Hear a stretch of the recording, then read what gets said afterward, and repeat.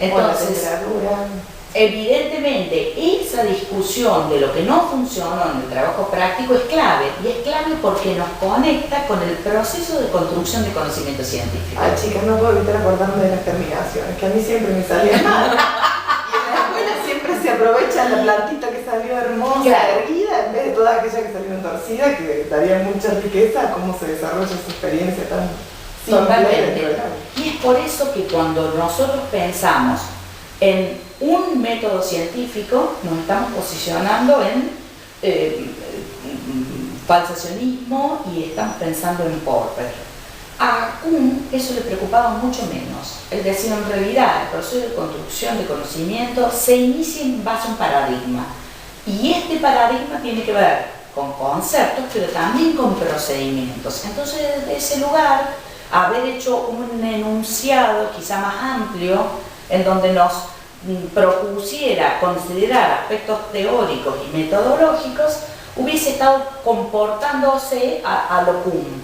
Y a él no le preocupa tanto si después en el proceso se es inductivo-deductivo, hipotético-deductivo, pero sí le interesa el consenso entre los científicos para obtener unas conclusiones, básicamente. Y como esa comunidad es la que va a avalar en pos o en contra de él. Y quizá eso tiene que ver con la discusión de los errores que aparezcan en el trabajo práctico. Y hasta ahora hemos hecho un berenjenal, porque hemos rescatado cosas de Kuhn, hemos rescatado cosas de Lakatos, del método hipotético deductivo, y probablemente ese es el lugar que nos cabe a los profesores de ciencias, ser eclécticos, como dice nuestra conocida doctora Valeiras, y tomar elementos de cada uno de los autores, porque no todos los prácticos van a poder ser iguales, pero bases. Y además también el hecho de que sería importante para los chicos que cursan problemática estimularlos a que hablen en el aula de estas cuestiones epistemológicas, porque siempre como docentes vamos a estar denotando alguna postura, ya sea que seamos conscientes o no de cuál tenemos, y poder aprovechar eso también para trabajarlo con los alumnos en el aula y que tomen en cuenta cómo es este proceso de construcción del conocimiento científico, para que no quede esta idea tan extendida de que es neutral, es algo único y acabado, sino mostrar todo lo contrario, ¿no? Cómo está influenciada por la historia, por la cultura, por la sociedad, y también cómo sus resultados no son para nada neutrales y siempre están en constante proceso de construcción. A mí me parece que es bueno cuando nos encontramos con un trabajo práctico a tener una serie de preguntas o palabras clave para que nos oriente a pensar epistemológicamente cómo lo ubicó el práctico. Entonces, esto de leer el práctico y mirar los verbos me parece que nos ayuda para ver si en esto de los verbos o lo que los estudiantes tienen que hacer, si aparece la formulación de preguntas iniciales que ellos deben responder, me parece que nos inclina a pensar que tiene una orientación hipotética deductiva. Y ahí nos vamos para Popper y nos vamos para Lakatos. Si básicamente estos verbos tienen que ver con una acción directa que yo tendré que observar, me parece que nos está marcando que hay un fuerte sesgo inductivista. Y si aparecen unas preguntas iniciales, me da lugar a que piense que el proceso va a ser más bien hipotético o deductivo. Deberá responder esas preguntas, tendré que experimentar en base a los resultados, contrastar mis resultados con las hipótesis planteadas inicialmente. Y cuando se propone que se discutan en el trabajo práctico, se propone que se miren los resultados y que entre grupos discutan los resultados, discutan incluso lo que salió mal, ahí podemos pensar quizá que el trabajo práctico se acerca más a las nuevas epistemologías, que podrá ser más hacia el lado de Lakatos si el proceso fue más hipotético o deductivo, o puede ser más kuhniano si en realidad no estaban tan preocupados en si el proceso fue inductivo-deductivo o hipotético-deductivo. Eso en términos epistemológicos. Y en términos psicológicos, ¿qué se les ocurre pensar para que acerquemos a nuestros estudiantes de problemática con las fuentes psicológicas y el trabajo práctico?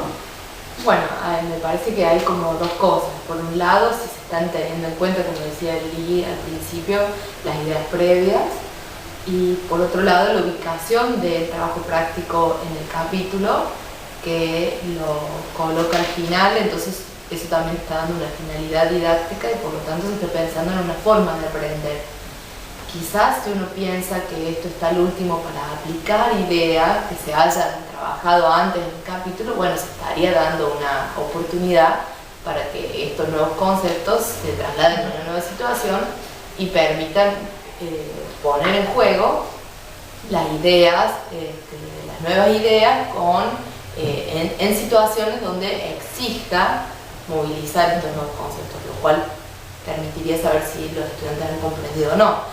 Todo esto desde una situación hipotética de un capítulo que haya abordado todos estos conceptos, que no es el caso. Y miren qué interesante hubiera sido que al inicio del trabajo práctico hubiera habido preguntas, porque las preguntas podrían haber cubierto tanto lo epistemológico como lo psicológico. Y sobre todo porque antes ya se referencia al proceso de elaboración del queso. Claro. Y no capitaliza eso. Claro. Lo pierde. El simple hecho de preguntar, ¿crees que la temperatura influirá en el proceso de fabricación del queso?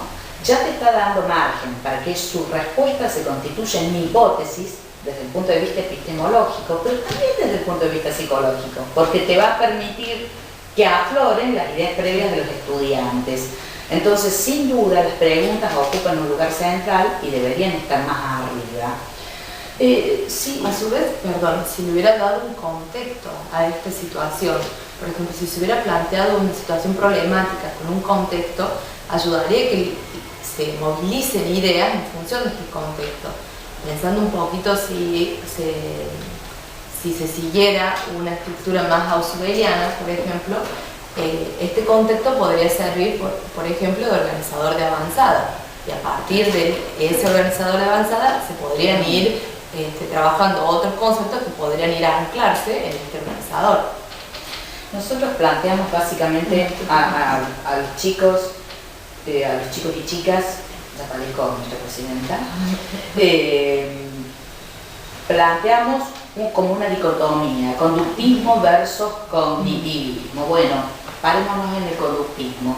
¿Qué características tendría un práctico si el práctico fuera conductista? ¿Qué les parece? ¿Qué les propondría?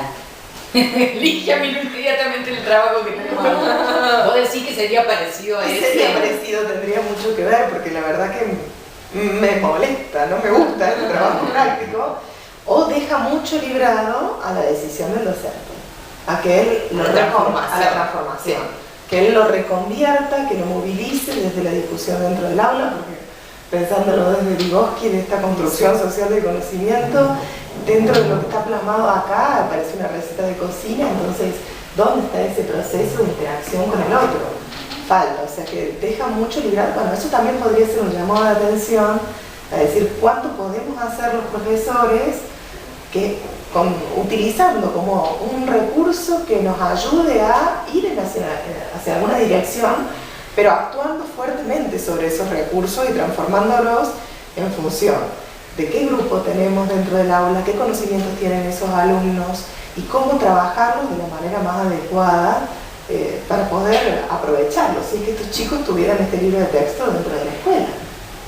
No dejar de aprovechar el recurso que implica un libro, pero transformarlo. A mí un primer aspecto que me llama la atención es que no hay propuesta de trabajo grupal. Entonces, desde lo epistemológico me hace pensar en CUM, comunidad científica no es relevante. Y desde el punto de vista psicológico me da a pensar, los verbos están calentar, tomar, individual. El trabajo individual. Sí. Entonces, ya seguimos. La dinámica real. Totalmente. Hola.